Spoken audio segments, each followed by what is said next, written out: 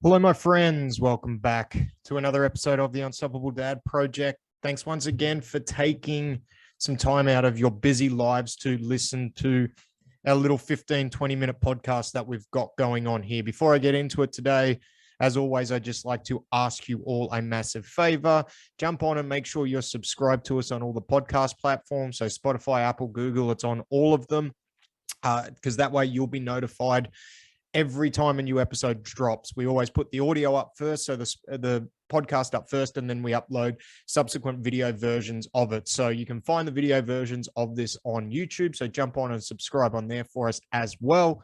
And you'll also be able to find some backdated video versions on Facebook. So the Unstoppable Dad Project on Facebook. And while you're there, you can add yourself into our free Facebook group that we have going on. So this week, the title of the episode, it's why I threw myself into a competition during one of the most stressful times I've had in my life. Now, at the moment, we're going through a very, very high stress period from a business point of view. There are some massive changes that are happening within the way we have run business for the last decade.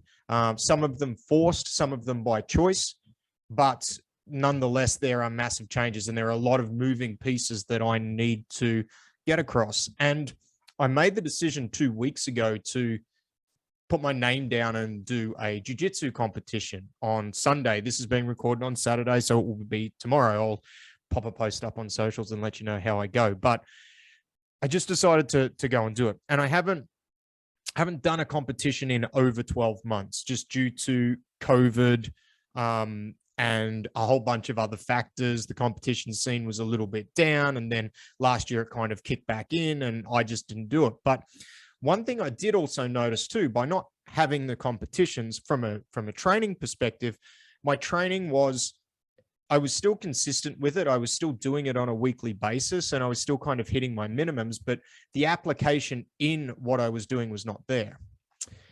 So one of the main reasons, even though I have so many other external stresses going on in my life, and look, we've all got stress. Everyone's got stress to some point.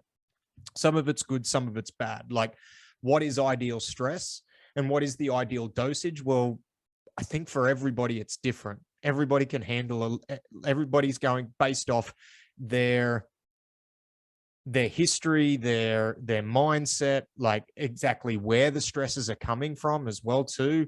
Exactly how much of that is inside of your control. Like, there are a whole bunch of factors as to what you could consider ideal stress. But I do think, to a point, like, we need to put ourselves under some form of ideal stress in order to actually grow and in order to actually get to where we want to go and to be able to move our lives forward. And I decided to put myself under extra stress, even though I'm in a period of high stress. And it is controlled stress. It's things that I have control over. And I didn't have to do it. But what it did, and what I knew it would do, and why I did it, is having that thing to train for and having an event to go to. It really got me to hone in on the training side of things. And over the last 12 months, kind of not having an event or not having something, like, still training because I have my overarching goal on why. Like, I want to make sure that even into my later years, I remain athletic. I have a good level of athleticism. I have a very good strength and fitness base so that I can be more physically capable moving into my later years. Like, I have that overarching goal, but having that thing and that event to train for really kind of dials in the training. It forces me to start to prioritize that a little bit more when maybe I have been prioritizing other things over the top of it. And that's okay. It's okay to prioritize other things over the top of it, but I wanted to dial in, right? So that's why I decided to throw myself into that situation again, even though I've got a lot of external stress. And the byproduct of that also, and what I noticed and why I wanted to kind of jump on and talk about it, was having that thing to train for, and then having my training dialed in, where I've gone, look, I actually have to prioritize this because I don't want to show up at the competition feeling like I'm underprepared. Like, I want to at least feel like I have a good level of preparation so I can give it my best, because there's nothing worse than going to a competition knowing that you're underprepared and then not performing. Like, that's a reason to be down on yourself and be angry about yourself. And, perhaps rightly so, because if you're going to put yourself in that situation, you want to make sure you're prepared. However, not only did it dial in my training, I actually found that it made me dial in with every other thing I was doing within my life. I found that I was getting more and more effective use of my time for the other things that I needed to do, because without being wishy-washy with kind of when I was training, I had to lock in my training times, which it's what I advocate to people, and it's what I should have been doing. And it was one of those things for the last little while where I haven't.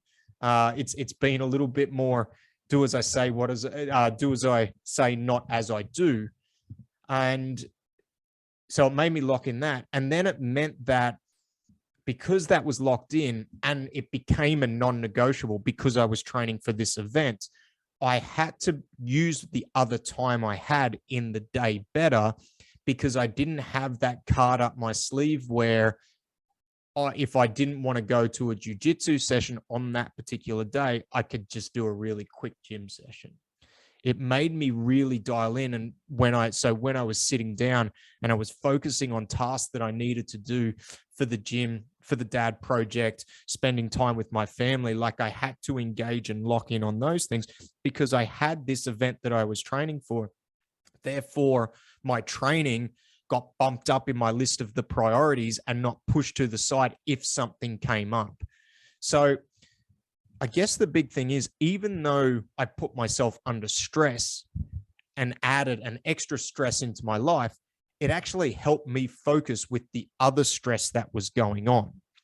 So it forced me kind of not to ignore the training or not to downplay the training.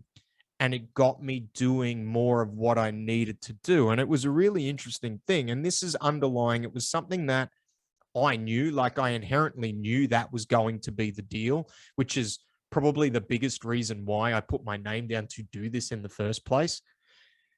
But then actually going through and now being a day out from that competition and reflecting on what it's actually done, it's quite amazing how we can get into such a rut, and we can just kind of accept the fact that, like, this is where I'm at, and we don't take action on it, and we don't think outside the box and go, you know what, maybe if I just do this one thing or give myself something that to train for, something that I want to do, it may actually filter into everything else we do, because everything we do is connected. Even though when it comes to, say, scheduling, we might have to compartmentalize things, put this time aside for training, put this time aside for work, put this time aside for family. It's still interconnected, because if we don't look after ourselves with the physical and the mental side of things, then that's going to bleed into how we perform with work.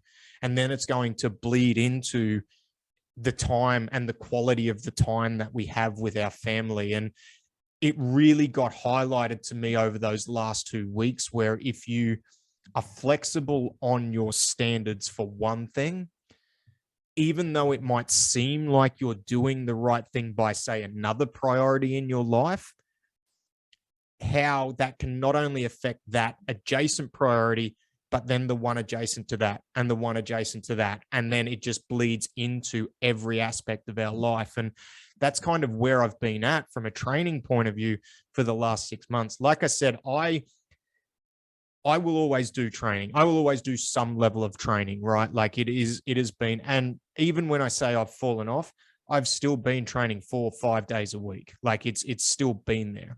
And there's going to be times where maybe you need to dial it back to that level.